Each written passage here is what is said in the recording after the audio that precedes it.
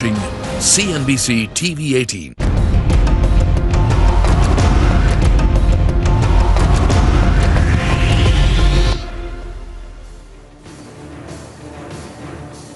Hello and welcome to this special economic survey town hall. The economic survey runs over 900 pages and consists of 2 volumes. It has dropped references to India's Test series victory in Australia, the blockbuster film 3 Idiots, and the evergreen TV series Malgudi Days. But here are the key highlights of the survey. It expects the Indian economy to grow by 11% in FY22, following a 7.7% contraction in the current fiscal. It points out that a V-shaped recovery is underway owing to a resurgence in high-frequency indicators like power demand, rail freight and e-way bills, among others. The survey also backs for an active counter-cyclical fiscal policy, saying that that is the need of the hour and that we do have the elbow room to do more. The survey argues that India's sovereign credit rating does not reflect its fundamentals and that India is a clear outlier amongst countries on several parameters. On the subject of regulatory forbearance, the survey says it should be treated as emergency medicine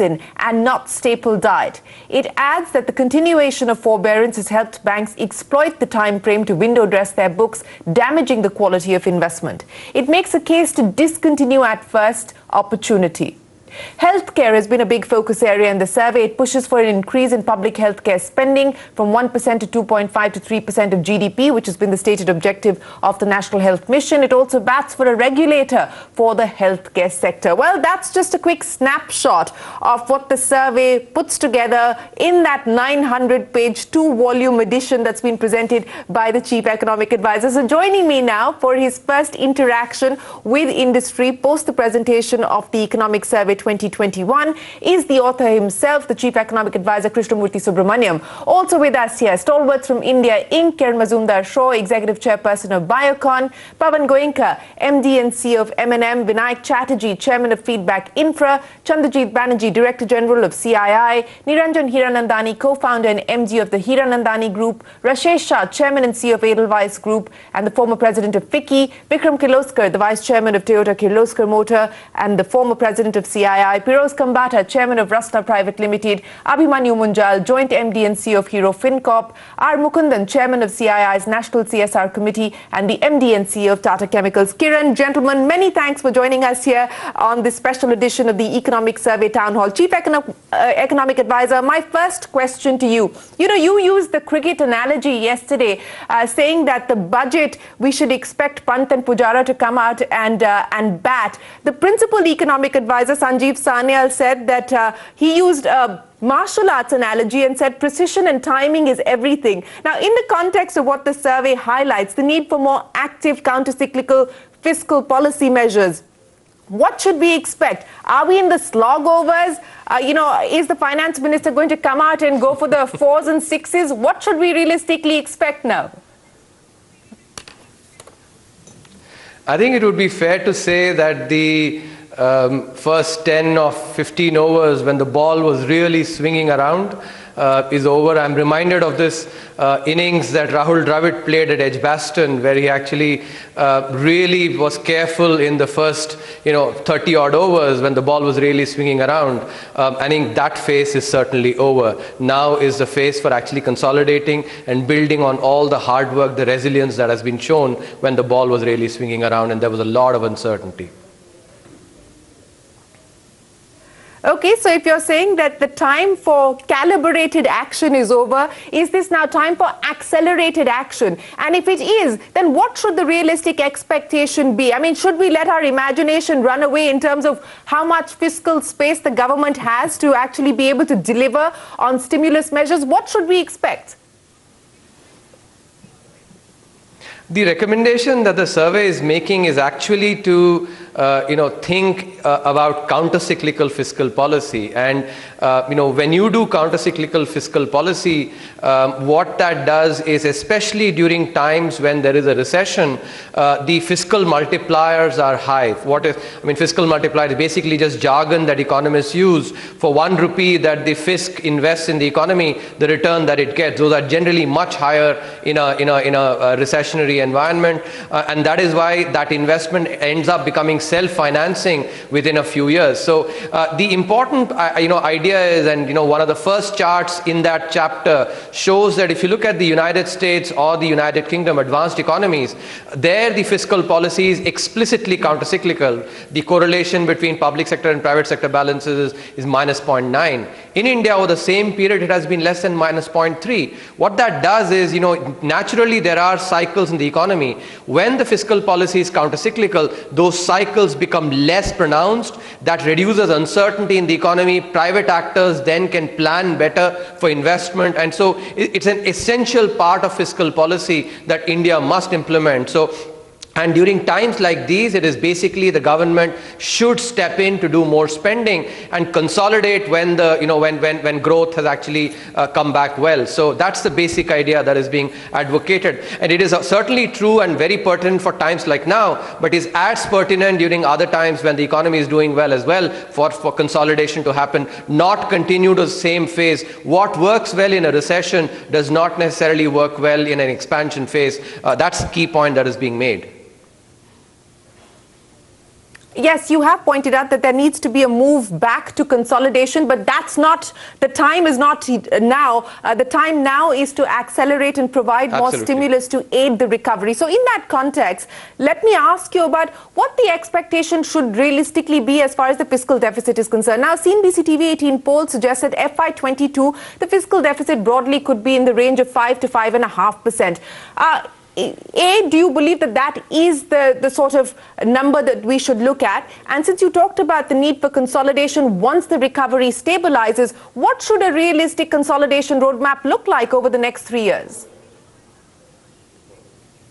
I think the survey is very explicit on the direction that fiscal policy should take. Till the time that we get back the pre-COVID growth path, the survey recommends that we have to continue in a fiscal support stance. I think that's the countercyclicality that is important. And my expectation is that by next year, FY23, we should be getting back to our potential growth rate anywhere between 6.5 to 7.5 odd %. Potential growth is oftentimes very hard to measure, but so my expectation therefore is that at least for this year the fiscal support should continue, and next year might be a good time to start the consolidation phase.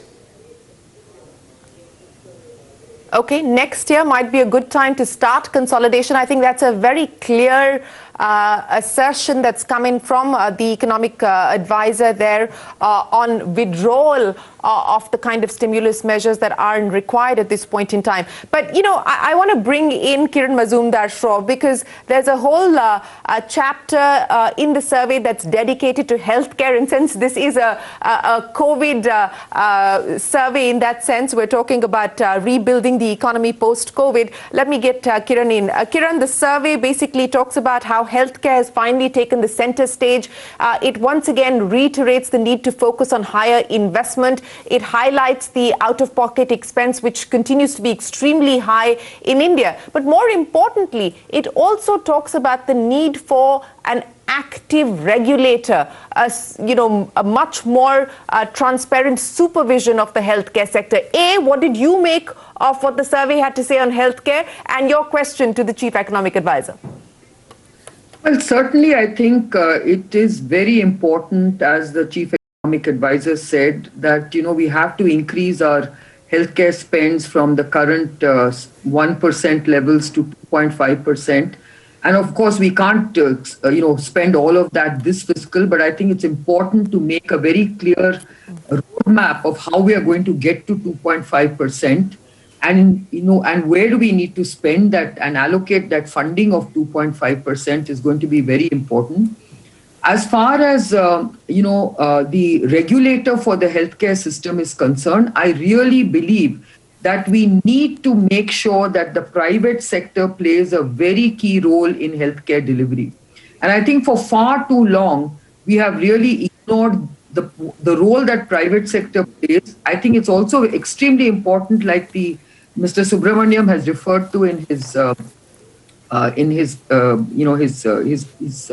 economic paper, that look, survey. need to get the out-of-pocket spends down from 60% to 30%. I think that's a very important part of that review and the paper.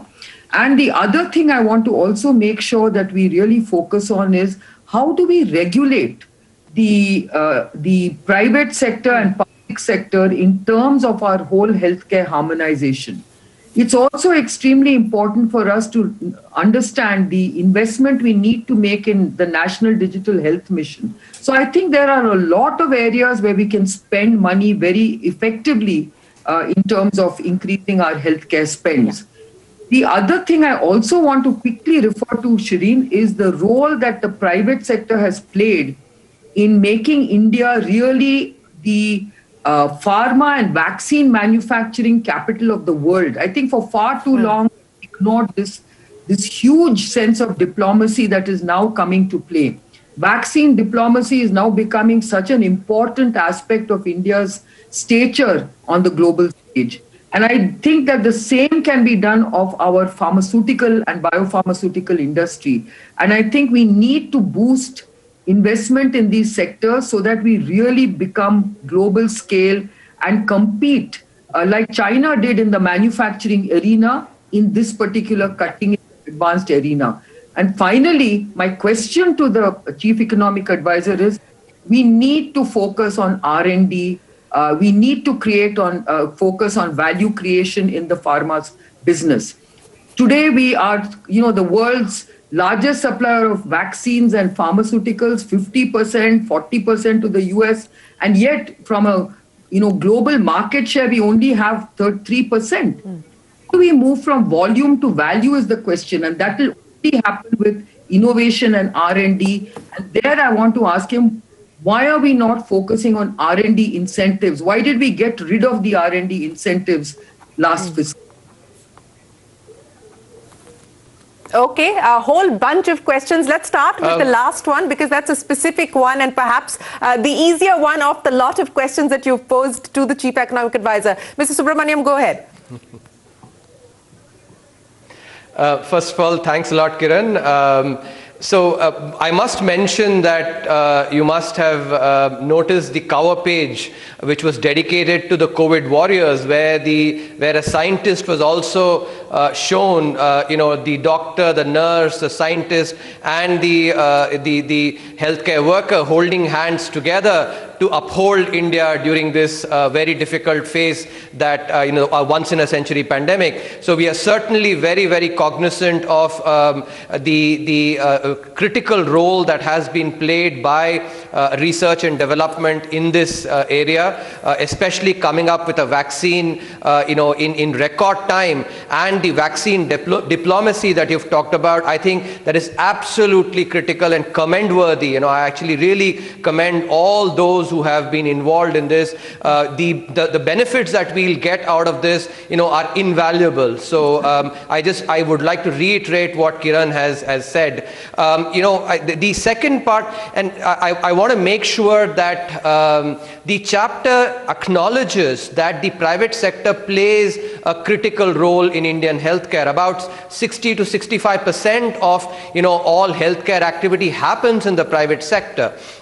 But what is also important, and we show this using careful data, we show data on the prices that are charged by the private sector and commensurate look at quality using the readmissions. And we highlight something that Kenneth Arrow, more than 50 odd years back, Nobel laureate Kenneth Arrow had written, saying that, laissez-faire does not work very well in healthcare. That is a critical point. Asymmetric information and the market failure that it creates is something that has to be regulated, and bringing that balance, therefore, to deliver more affordable healthcare, of the same quality is important. For instance, and I think there's just, we've compared the same procedure inpatient, between public versus private. A cardiac procedure costs about 6.8 times compared to that in public. A cancer procedure about 4 times. Injuries about 6.5 times.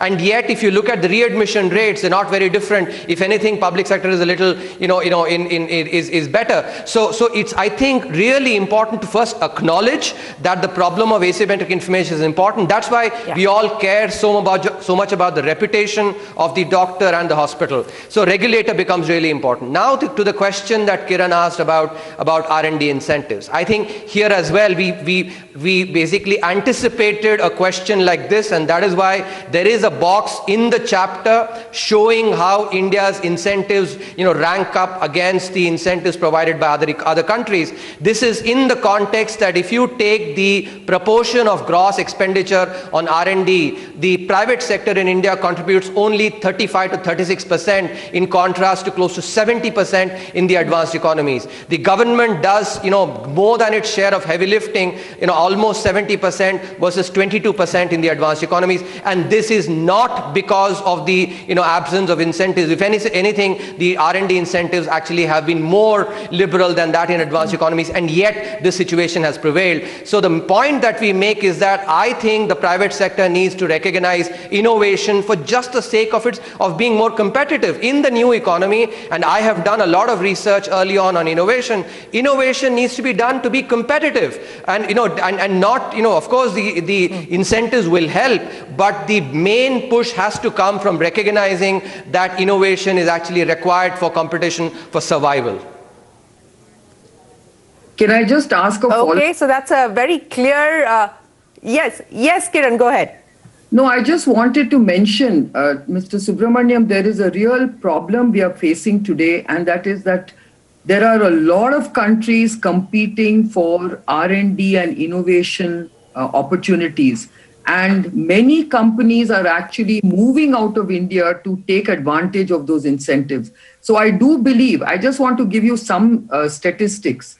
For instance, the incentives that we are really seeking, those that were offered under the 35(2)(a)(b) scheme, a clause, which actually, if you look at it in the larger scheme of things, the entire industrial sector's R&D incentives amounted to something like 8,000 crores, and of which the pharma sector only, accounted for 2,500 crores, Mr. Subramaniam. That's a very small amount, and so to remove that, I thought was not very prudent. And I think that ought to be brought back, because by removing 2,500, you are deterring that investment in R&D. Okay. Thanks Kiran, very much, Kiran. A quick follow-up response from you, Chief Economic Advisor. Yeah. I think we would have a longer conversation on this, but I would, humbly request you to take a look at that box that we have provided on the incentives, how India actually compares with other countries. And my basic point still remains that the private sector should seek to do innovation for being competitive. I think, the incentives are only an addition. The basic motivation has to be to remain competitive. Yes, I think that point has been made very clear in the economic survey. The time for heavy lifting on the R&D front, on the innovation front, is now with the private sector. That's the message coming in from the government. But let me go across to Pawan Goenka. Mr. Goenka, many thanks for joining us here. And of course, there's a lot of emphasis and focus on what India needs to do to enhance its export competitiveness. There's lots of tables comparing us with Bangladesh and so on and so forth as well. What do you take away from the survey and your specific inputs, questions, suggestions, if any? Thank you, Shireen. Unfortunately, there's a lot of background noise here. I hope that you can hear me. So first of all, I would say that the loud and clear economic survey covers pretty much everything that any of us on this panel have talked about leading up to the budget, and fully aligned with the views that we have expressed from the industry. And therefore, industry has to be very pleased with what has been said in the economic survey. And the key, of course, is how much of it gets included in the budget, and what kind of bold moves is the Honorable Finance Minister willing to take in the budget. And that will be the key, and we will know that on Monday. I would focus very specifically on what you said, Shireen, about export and about manufacturing. As we know that in the slowdown that we have seen in the first half of the year, the manufacturing sector is hit more than service or agriculture. Agriculture, of course, has grown. And therefore, focus has to be to bring manufacturing back on its feet. And rightly, the government of India has announced the PLI scheme, which the manufacturing sector is very eagerly awaiting for. The survey talks about two things that are very important. One is the over-regulation and simplifying the regulation. And all of us have talked about how Indian industry is overburdened by regulation, both in terms of speed at which we can do things and also the cost of meeting these regulations. And many of these are overlapping. Many of these are unnecessary, as the survey says. So one question that I would have is that should we really be expecting to see some major reforms on regulation, either during the budget and perhaps more importantly after the budget? And I think this is recognized all over in all government departments. But unfortunately, it's not being possible to do much about it to simplify the regulation. That's a very important thing for us. And also the need for innovation that we just talked about. And I agree that Indian private industry has not done its part in terms of the amount of money R&D expense. So I'll just come to PLI scheme now. The PLI scheme is one of the biggest things that has been announced by the government in November. But the devil is in the details. And what's very important is that the PLI scheme detailing is done in a way that the money that has been set aside is spent on growing manufacturing. And the purpose is cannot be simply to give 3-4% of incentive to the industry. Purpose has to be on how to make the industry very competitive. Because in the long run, it is only the competitiveness of the industry that's going to make the difference. So in addition to the PLI scheme benefits that we have, we also need to focus jointly in partnership between industry and the government on how do we make Indian industry competitive in terms of the factor cost of logistics, of power, of land, of regulations, and not having a scale which leads to lower productivity in our thing. So I just would like to hear the views of Mr. Krishnamurthy on how we can really leverage the power of PLI scheme that has been rolled out. And how do we do it fast and not get bogged down into details and make the scheme in a way that it really puts the money back in the hands of the industry and encourages the industry to become competitive globally. And I don't think that the protectiveness is the way to make industry competitive. I don't think we should go too much towards protecting the industry by virtue of tariff, but we need to go more towards making the industry competitive by lowering factor cost. So I would just like to get some views of Mr. Krishnamurthy on that. Okay. Thanks, Mr. Goenka. Important points that you make there, and the survey does highlight there's a whole chapter that there is enough evidence to suggest that India is over-regulated. So the call from industry, which is a perennial call, is to simplify regulation, which is what the survey is asking to do as well. The second point that you made is an important one, that in the quest for Atmanirbharta and self-reliance, let's not move back to an era of continuously hiking import duties, which we've seen happen over the last few years. So there should be a level playing field, but we should not move into the era of protectionism. And the third, on the PLI scheme, I don't know whether the budget is going to unveil the fine print for the 8 sectors that the PLI has already been announced. We are still awaiting more clarity. But, you know, I just want to take up the regulation or over-regulation issue, Chief Economic Advisor, because the survey points out the performance of India in the enforcement of contracts in the World Rule of Law Index for 2020. India ranks 69 out of 128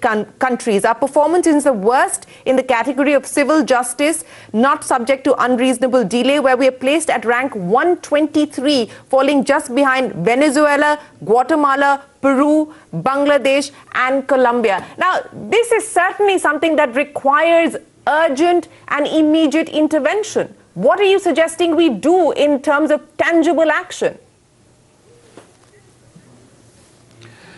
So, Sherin, you would remember that in the 2018-19 survey, we had dedicated a full chapter to judicial reforms, where we had acknowledged that India really ranks among the bottom 15th percentile in terms of the ease of enforcement of contracts. And the ideas have all been laid out.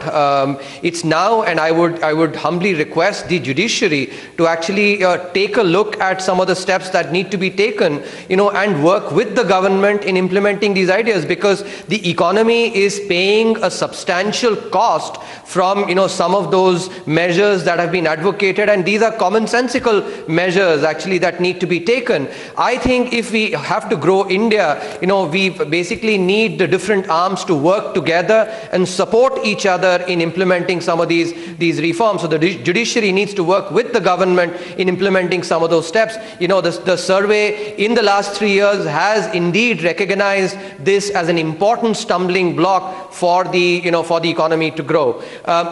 Now, on overregulation and enforcement, I must mention to Mr. Goenka that let's do make sure that we give credit where it's due.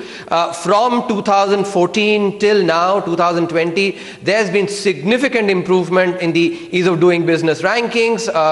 From where we were languishing in beyond the 120s, we've actually come into the top 60.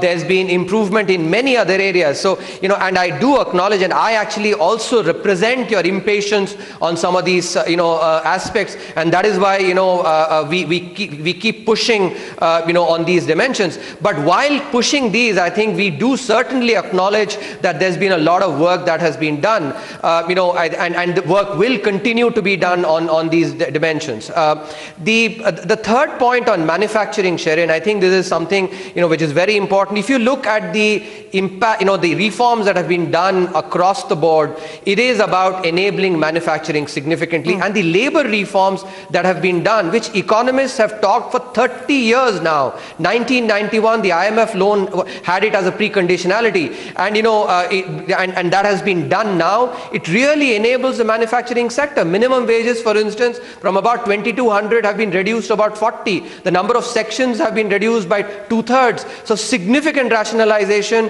the improvement in the change in the MSME definitions, and a bunch of other things is primarily to enable manufacturing, the PLI scheme as well, to ensure that this phenomenon of dwarfism that we see in the Indian manufacturing sector is avoided. So I think these are all excellent steps that have been taken. I also want to actually make a much more big picture point, having now been in the ministry for 2.5 years. We have been really doing our bit to actually enable. The industry also needs to look internally and also improve its own productivity and really change the way it does its own business as well. Okay, so that's the message again going out to industry. Yes, Mr. Goenka, you wanted to do a quick follow-up. So I fully agree with Mr. Krishnamurthy that a lot has been done in the last few years, and from where we were 4 or 5 years ago, 8 years ago, tremendous progress has been made in everything. And I also agree that the industry has to do its bit, and that its bit is not a small bit. They have to do quite a bit in terms of scale, in terms of skill, in terms of R&D, in terms of productivity, in terms of quality, all of that. The only point that I want to humbly submit here is that we have a window available to really become world-class in manufacturing and get to that scale. When there is a wave where companies are trying to relocate their manufacturing base. And therefore, speed is very important. All the reforms that we all want to do, whether it is industry or whether it is government, if we don't do it in the next 12 months, 18 months, we'll probably lose that window of opportunity that we have. And that window may never come back again. So my humble submission to everyone, to ourselves and to the government, is that whatever we do, I'm not saying we have to do everything, but whatever we do, we must do it with the speed, because we have a small window of opportunity available. Speed, and I think the other demand from industry, Chief Economic Advisor, is to have certainty. For instance, the MEIS benefits were unilaterally withdrawn or suspended. The RODTEP scheme has now come into place, but there is still no clarity on what the actual line items are going to look like. Industry is still awaiting details. So I think speed and clarity and certainty is also something that industry is seeking at this point in time. But let me get Rashesh Shah into the conversation as well, because the survey also talks about Shirin, can I just the need for overhauling. Yes, go ahead.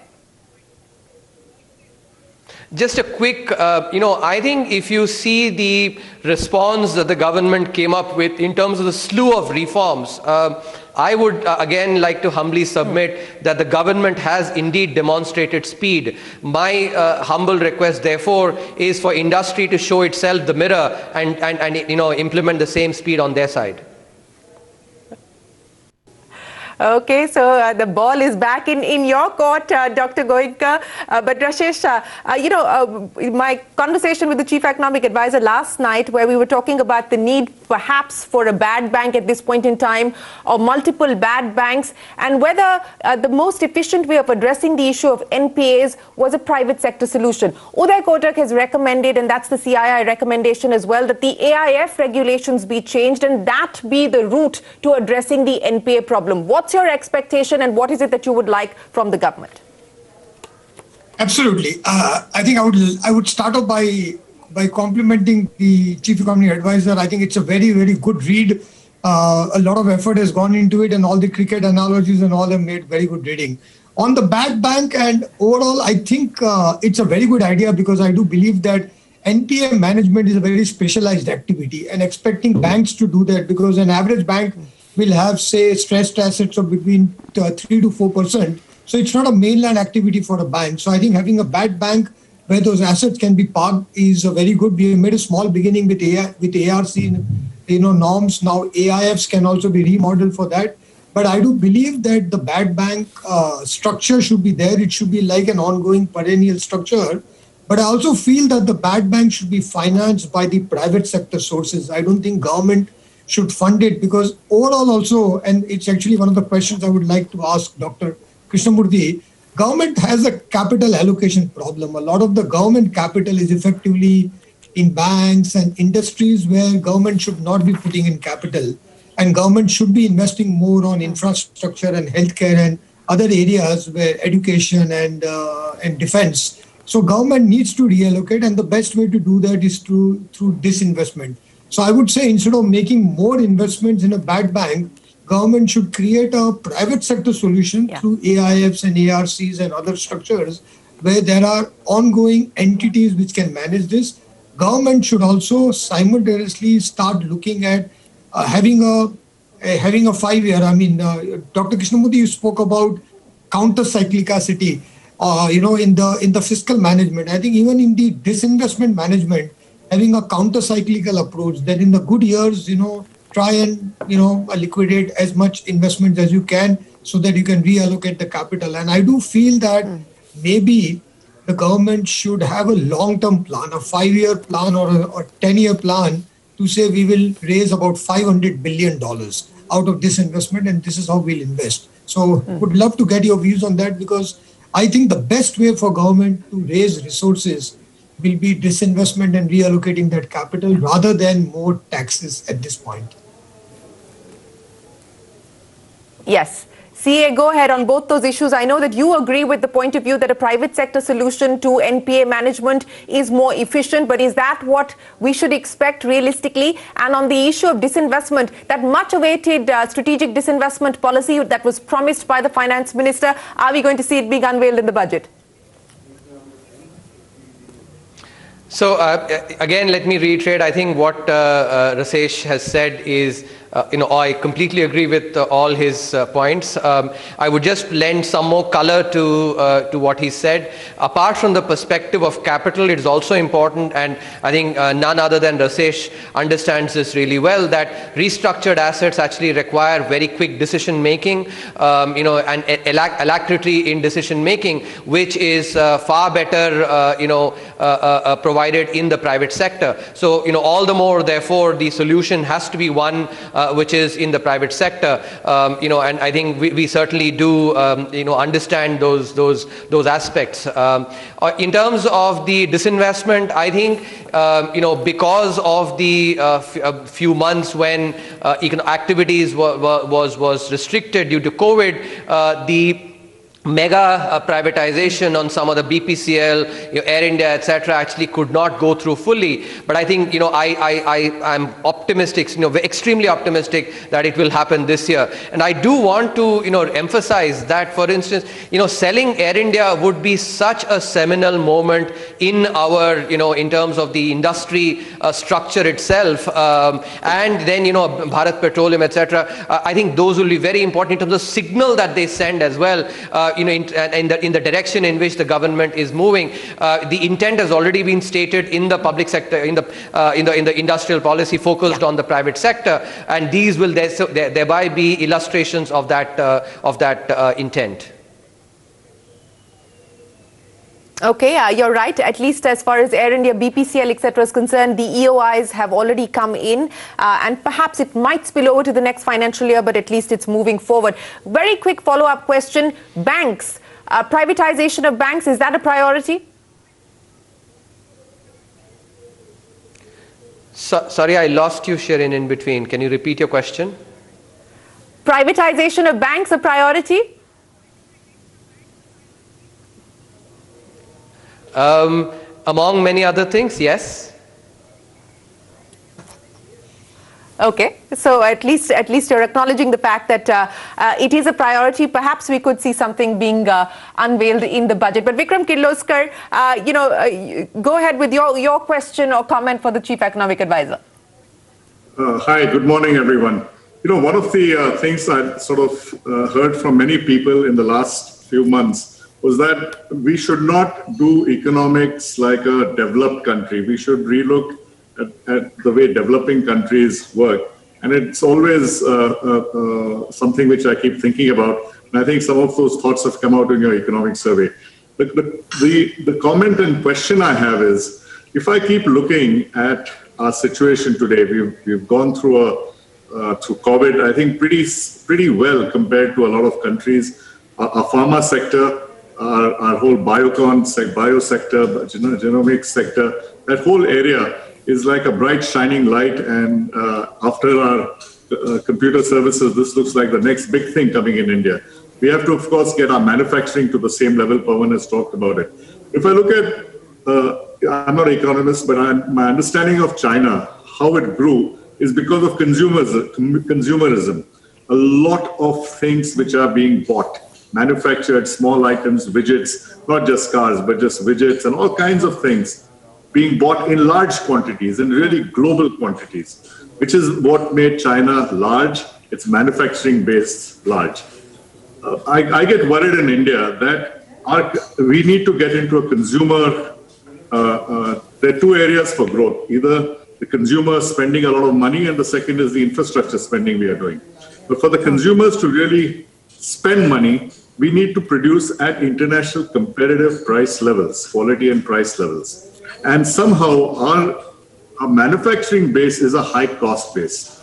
And we keep talking about ease of doing business, but we are not talking much about cost of doing business. Pawan and his committee has brought out a lot of those issues of cost of doing business, whether it's supply chain simplicity, all these things. But really we need to get competitive products in India to Indian consumers and increase the volume.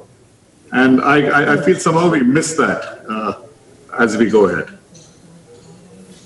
Okay.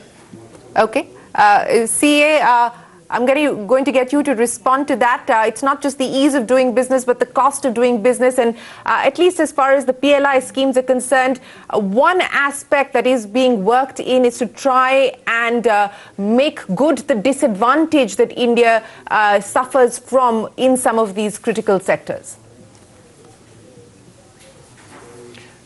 First, let me actually acknowledge what Vikram said and just lend some color in terms of, how we think about our own policy making. And here, I must emphasize that, while the general economic principles and trade-offs remain the same across countries. And therefore, thinking about economic issues from first principles is something that all of us have to do, wherever we are. But the boundary conditions are different. So we should, take something that actually works for us, for instance, counter-cyclical fiscal policy, but at the same time, something that actually maybe is not right for us, like focusing on inequality as, as conflicted with growth, which is the advanced economies are doing, we may actually, that may not be optimal for us. That's the bigger point that, that the survey is making, that let's think for ourselves rather than just mimic and cut paste what works in other countries. So that's a broader insight. In terms of the on manufacturing, and I think I've said it already, a lot of the reforms that we've done is primarily because we want to really create a lot of jobs in the in the organized sector. And if you ask the question, Vikram mentioned about consumerism. Consumerism does not come unless people have the money to be able to go and buy the things that they need to, and that comes from jobs in the organized sector. And in a democracy, for a democracy like India, the kind of reforms that we've now brought in to enable the manufacturing sector is something that I would really commend the government for. And that's where one has to recognize the differences, a democracy versus other systems. And now in terms of the ease of doing business versus cost of doing business, I would like to posit that there is a strong correlation between the two. They're not one and the same. I certainly concede that, but cost of doing business does go down when ease of doing business becomes greater as well. And the improvements in the ease of doing business certainly would have reflected, for instance, indirect costs that firms would be facing from labor laws, stringent labor laws, having to comply with so many things. Actually, I think that when there is a reduction in those regulations, the indirect costs do go down. On other matters, yes, the government is certainly cognizant of these and is working towards them. And you all as industry leaders, I would also encourage you to actually keep focusing internally and see all the improvements that you can bring within yourselves as well, so that there could be a symbiotic, win-win, working relationship in this, where we basically build on each other's good work. Thank you. Well, that's the running theme that's coming in from the Chief Economic Advisor. Industry needs to hold a mirror up to itself and get its own act together as well. That's the running theme, if you've noticed, that's coming in from the CA on this panel. But let me bring in Niranjan Hiranandani and Mr. Mukundan as well. And I'll start by asking you, Mr. Hiranandani, for your comment question for the Chief Economic Advisor, and then I'll get to Mr. Mukundan.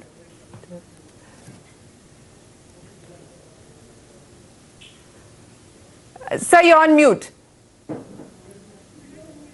The deficit Mr. financing Hiranandani on issue. mute, sir. Hello, can you hear me? Hello? Yeah, go ahead. Go ahead. Yeah, the deficit financing issue has been flagged off from time to time. And my view is that we need to take a much more aggressive stance in terms of government investments. And of course, what Mr. Goenka and others talked about, private investment led by manufacturing and others. I'm talking about urban infrastructure investments by the government. I think the quantum is still too low for a country at this point of time in terms of the situation that we are going through. And there needs to be much more aggression on their side. Of course, you're right. The private sector also needs to come up and respond to the situation. I think the demand in the market was not good enough for people to start investing in the last 6 months. But I think the things have changed, and we are definitely now investing much more or looking forward to more investments. But the markets are actually just picking up into various sectors that are there. So my issue is really, to what extent can we further get the government, both at the state, center level, in various sectors, whether roads, railways, others, housing, and are these factors to actually increase? You also mentioned about public health as a sector. Of course, there is no question that that should be a priority number one under the present circumstances. But my belief is that the investments that is being put in is not adequate enough, and government needs to be much more aggressive in the investment side. Okay, much more aggressive on the infrastructure investment side. I'll come back to you, CA, for your response in a second, but let me bring Mr. Mukundan in with his question as well, and then I'll get you to respond to both. Mr. Mukundan. Thank you very much. I think I had two thoughts going through the economic survey, and I'll lay them out properly. This point about regulatory ease, I think, is very correctly put. Ease of doing business will bring the cost of doing business. We should look at building supply chain. But the way I sense it now is that while center has taken a lot of steps, I think the key action has shifted to states. I think that's something we should acknowledge. So how can we ensure that in our economic framework, we enable the states to move in the right direction in terms of reducing the regulatory burden? Secondly, take the labor laws itself. I think there's a lot of freedom and leeway given to states. How do we enable states to move in the right direction? Attracting foreign investment, for example, how do we enable states to reach out of India to attract foreign investment? I think that cooperative federalism, I think somehow we need to bring that into framework. There are various mechanisms, but I think we need to accelerate faster. I'd like to hear his thoughts on this. The second one, sir, is about this point which you have raised rightly, that for the fifth largest economy, the kind of rating we get, but I want to flip it on its head differently, and I want to put it, for the fifth largest economy to have social indicators like health, nutrition, education, digital infrastructure, I think we need to move up the ladder much more rapidly. Can we put together a program of private-public partnership to do it on a mission mode? We've done many things on mission mode. Why can't we take up these challenges on mission mode and deliver outcomes in a 5-year, 10-year time frame? I think these are my only two thoughts on this. Thank you. Well, thanks very much, Mr. Mukundan. And I think that's a very important point that you make there, that, while we aspire to be the world's fastest growing economy, there is much more that needs to be done as far as the Human Development Index is concerned. But CA, let me get you to respond to first Mr. Hiranandani's question that while the government is doing the heavy lifting and is spending more, yet the investment on infrastructure is not adequate. More needs to be done. What's the roadmap? And then to the point that Mr. Mukundan made.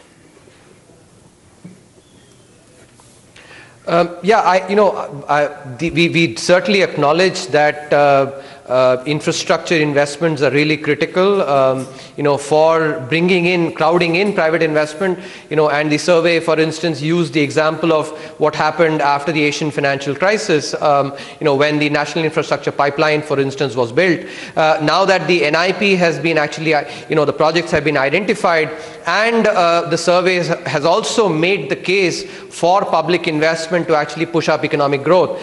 It is about, implementing it, which is happening. If you would have noticed, we mentioned in the survey as well, in the months of October, November, and December, capital expenditure has grown, by about 60%, 150%, and about 60-odd%. That's a flash estimate, from the CGA for December. So clearly, during the unlock phase, the emphasis is on capital expenditure. Revenue expenditure has not grown as much. Subsidies have been cut, and so the emphasis is on capital expenditure. I think this government clearly recognizes that the bang for the buck is far more with infrastructure, and so this is one area where we are certainly in sync. Now, let me respond to some of the comments that Mr. Mukundan made. I think the point about states is a very, very good one. If you take healthcare, for instance, health is a state level subject. Almost 2/3 of the spending, comes from states. And the survey has pointed out that, for the level of development in a particular state, many rich states do not invest adequately in healthcare. It's the poorer states that are doing more than their disproportionate, compared to the level of development. So the other, big picture point that I want to make, if you look at some of the states and the center as well, the last 5-6 years, and just correlate it with what we showed on the bare necessities, how they've improved from 2012 to 2018, I think some of these governments are showing that good economics actually can make for good politics as well. There is an important learning there for many, many state governments there to actually learn this by looking at some state governments that have done well and the central government, and thereby take a leaf out of that and really focus on. I think that's what can really sort of generate longevity as well. So I think that's an important lesson to take really from the from what has happened in terms of the interlinkage between economics and politics. Did I miss any question that Mr. Mukundan said? And we were On the human development indicators and the need to put that on mission mode and get moving.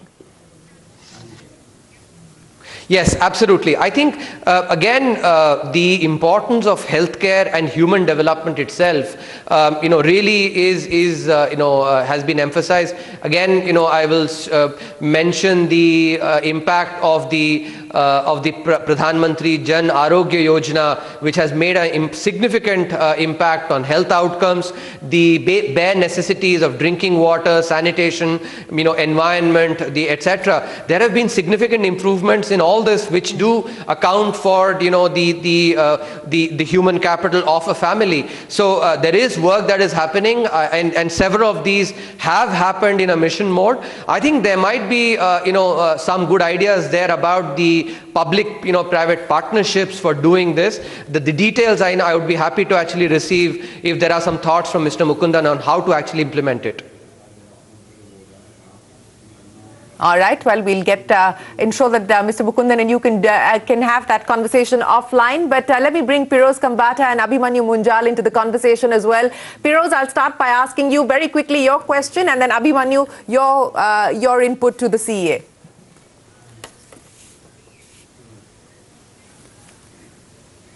Unmute.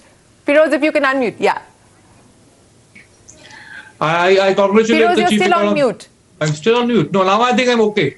Can you hear me? Yeah, now you're fine. I congratulate the Chief Economic Advisor of the very comprehensive survey and the government for all the reforms. But there are two things I would like to just fill in, and that is when hearing this. One, we are just out of the COVID, but we are getting into another pandemic, I see. And that pandemic is, there is a narrative going against reform. And that we are seeing starting from the farm bills, there have been cries on the labor reform, there have been issues on privatization. And I believe this pandemic was a one-year exercise, one in a century. But if we don't take care of this new pandemic, or what I call old pandemic raising again, anti-reform pandemic, we will not be able to reach our goals. So I don't know, I would like to ask the Chief Economic Advisor, what is his view on that, and how does society come together and fight these type of elements who are against reform, which is the basic thing today required for any economy to be forward. Number two, I believe when I saw that there is this government versus private sector, I don't think it is like that. We are together. It is let's put it this way, vaccines. Today, the government could have given the private sector the vaccines right from day one.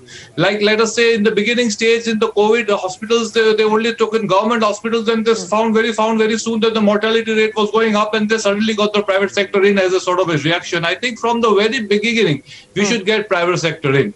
And I can give 2-3 examples how private sector can help. Now, coming to my sector of agriculture, it is not once again the private sector is saying we want the farmlands, but definitely we can help him with yields, we can help him with the inputs, we can help him with exports, we can help him to ensure that we really make Atmanirbhar Bharat in agriculture in such a way that today, imagine the economic survey says 56% of the people are in agriculture, but only 17% is the GDP share. So I think it should be almost same or at least double. So how can it happen without private sector participation in agriculture? And we did 2 more last points. I think we have a lot of discussion right now on this EODB. Yes. Now, like for example, enforcing contracts, government itself is the biggest litigant. So why don't we advise the government that at least they should have a compromise scheme or a settlement scheme where the government settles with the people, like taxation and many other things, so that a lot of things of this court cases go away, and we have more courts, we fill up more judges. So it is a lot of things the government has to do. These are some of my quick points. Well, important points there, especially on the issue of the government being, the litigant in a majority of those dispute cases. But I'll get the CA to respond to each of those points in a second. Abhimanyu, go ahead with your thoughts. Yeah. So firstly, I would like to commend the CA on a great read and a great report. I would want to put 2 inputs on asset quality. And in the report, it's mentioned forbearance represents emergency medicine that should not be discontinued at the first opportunity that should be discontinued the first opportunity when the economy exhibits recovery and not a staple diet. I think it's a very prudent way and a very prudent approach to protect balance sheets of the lenders and the banks. However, in severe economic distress, like the impact of the pandemic to several sectors, the temporary stress faced by industries should not be treated as bad assets. And I think flexibility needs to be accorded until actually there is recovery of those industries. And the second point, which is again related to credit quality and asset quality, is the legal infrastructure. The report mentions that there needs to be a strengthening of legal infrastructure for recovery of loans. CII has been advocating that there should be separate benches and strengthening of the judicial infrastructure for commercial disputes to address any backlogs and delays in cases. There is the RBI report very clearly shows how the NPAs will be magnified over the next 12 months. So, we spoke about the bad banks, which is a very welcome step, and CI has been advocating to really give multiple bad banks to, from the private sector, whether it's through AIFs or FPI route. But I think we need to really address forbearance for severe industries and the legal infrastructure for recovery. Thanks very much, Abhimanyu. CA, if you can start by addressing Piroz Kambata's issues and then move on to Abhimanyu. Because there were so many points, Shireen, if you can just remind if I'm missing any of them. Let me start first by, responding to the last set of points. I think the suggestion that is being made is about timing. Again, I'll use a cricket analogy. You have to survive when the ball is swinging, very, very hard. You have to actually, take the necessary precautions. But at the same time, once things are better, then you actually need to get back to normal mode. That's the idea, that is being talked about in the forbearance. I don't think, it is we are saying at the first available opportunity. We're saying that once the patient is actually doing well, that's the right time to actually, for the doctor to remove the emergency medicine so that the body can actually recover, well. That's the key idea. I think that will go a long way in ensuring that the assets that come under stress inevitably because of an exogenous shock like the one that we faced because of the pandemic, the problems are not exacerbated and that the health of the banking sector is restored at the earliest opportunity. So that's the key point that is being made. I think the bad bank we've already discussed, so I'm not going to respond more in the interest of time. One of the other points that was made, and I think I want to make it very, very clear that if you recall, all of us when we were kids, we would have actually run this three-legged race where the coordination between the two, that basically get tied is what helps that team win. That is indeed the spirit with which all the the comments that have been made. It is important, from both sides for us to actually work on, areas that need improvement. So, as all of you, I'm sure, acknowledge, that's the spirit in which all these, ideas are put forth. And I just wanted to reiterate that. To Piroz Kambata's point on the pandemic of anti-reform narrative.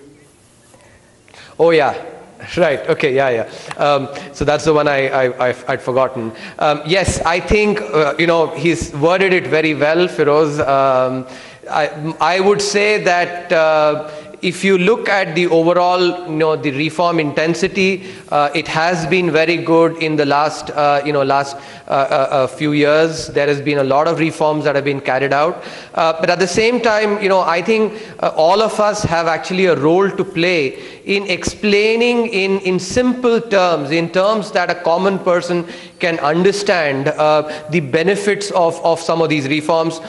We've made some efforts on that, I think, but others also should write on this regularly, make it very clear, how it is indeed, good for the common person by possibly giving, tangible examples that the common person can latch on to. I think communication is important in this, oftentimes, because sometimes there's also misinformation that comes in, and that's why communication that actually, really sort of takes care of that melee of misinformation is what is really important to avoid this pandemic, that you're talking about. Well, the man who is oftentimes the glue, he gets the inputs from industry and is the liaison between the private sector and government. Chandrajit Banerjee, I'm going to give you the final say as we close out the Economic Survey Town Hall with the Chief Economic Advisor. Go ahead, CB. Thank you, Shireen. And I must first of all, again, compliment, like everybody else, the phenomenal work done by the Chief Economic Advisor in this economic survey particularly. And I really like the way you presented it when you talked about it yesterday, your analogies and all of that. And it actually made us understand it very, very clearly in the context of times. And I like the huge balancing that you have done and the emphasis that you have laid on certain aspects. I like the balance on lives and livelihoods. And I like yours talking about industry's role. And that's a very, very important point that you have actually brought in, the role that industry needs to play vis-a-vis government. And I think it is in times like this that there has to be a lot of coordination. And I also understand that while there has to be a lot of space given to industry, a lot of support given to industry itself has to be competitive. And unless we are competitive, we will not move ahead. I really want to appreciate the focus that you have given on growth and while you have addressed inclusivity and inequality. But there is also reference, of course, to the sovereign credit rating, etc. I just and I heard your response on the state level, which is very important. So two real areas which I really wanted to put up to you.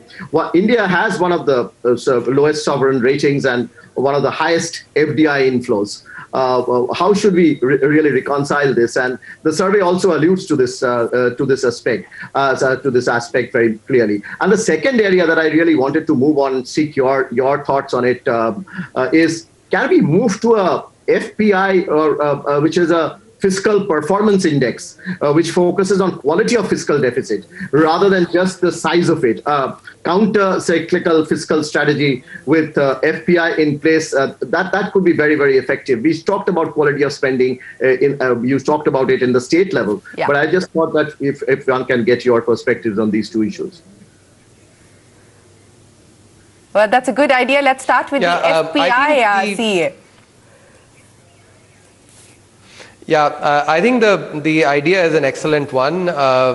I would say that, without having an index at this point in time, still, I would say that the quality of the fiscal spending, has been very good over the last 1 year. Subsidies have been cut. A lot more emphasis has been on the, on capital expenditure during the period when there was a lot of uncertainty and economic restrictions were on. At that time, necessities were focused on. So I think, if an index were there, it would actually clock very well for the quality of fiscal spending over the last 1 year. But I think the idea is really, really, really good and something that, we can mull upon.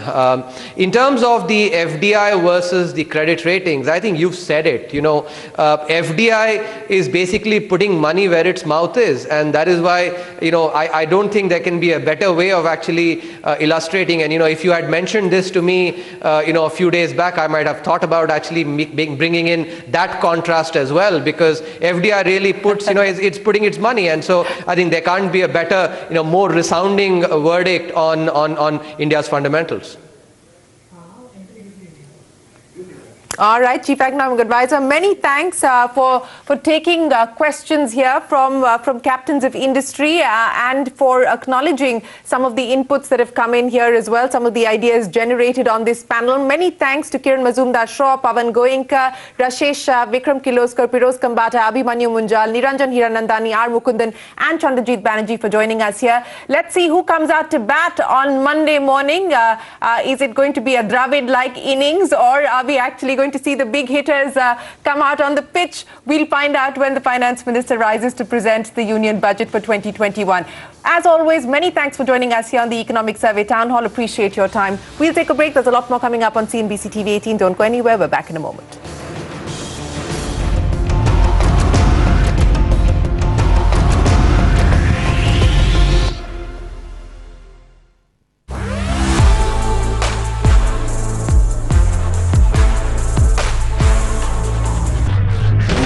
Experience its thrill. Now indulge in its luxury.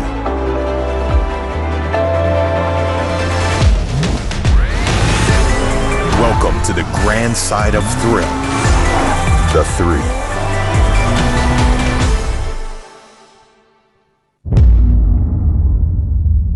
At the heart of every great change is a great human. Come help us create value with businesses everywhere.